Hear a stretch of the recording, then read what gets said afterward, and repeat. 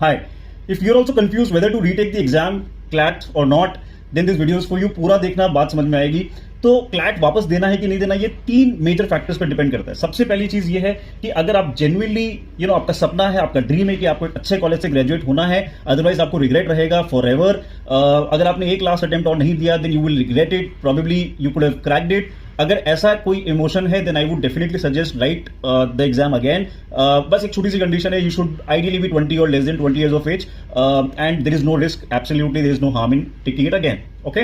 Number 2 is, अगर आपने इस बार क्लैट दिया था और बहुत लो मार्जिन से आपका सिलेक्शन रह गया है, कट ऑफ से बहुत पास में थे आप, प्रॉक्सिमिटी काफी क्लोज थी, चाहे एक अच्छे कॉलेज की या किसी भी एनएलयू की जहां पे भी आप जाना चाहते थे, तो अगर लो मार्जिन से सिलेक्शन रुका है and you realistically believe practically कि मैं इसको कवर कर सकता हूं नेक्स्ट अटेम्प्ट के अंदर, तो अगेन आई विल से कि take your chances, absolutely no harm in that.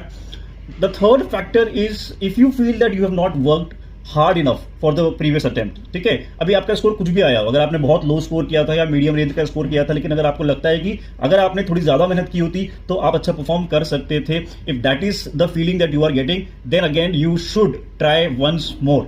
No harm in that. Okay. And अगर आपने ऑलरेडी एक ड्रॉप ले लिया है, तो मैं बोलूंगा कि दूसरा ड्रॉप लेने की जरूरत नहीं है. What you can do instead is take an admission in a decent college, and उसके साथ आप प्रिपेयर करो क्लैट के लिए. And a lot of people do that and they also become successful. It all depends on your preparation strategy and management of time, right? So I have told you all the factors. Now the decision is yours. Think patiently and take the best decision of your life. All the very best.